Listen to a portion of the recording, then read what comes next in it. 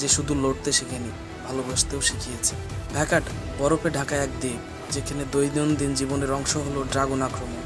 গ্রামের প্রতিটি মানুষ, বাচ্চা দেখে বয়স্ক জানে ড্রাগন আসবে, খাবার লুটবে, ঘর বাড়ি পুড়াবে আর পালাবে। তাই এদের চোখে ড্রাগন মানে শত্রু। এই বিশ্বাস প্রজন্ম থেকে প্রজন্ম চলে আসছে। এখানে বীর হতে গেলে ড্রাগন মারতেই হবে।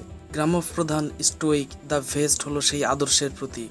সে নাকি ছোটবেলায় একটি বড় ড্রাগনকে শুধুমাত্র হাত দিয়ে মেরে ফেলেছিল।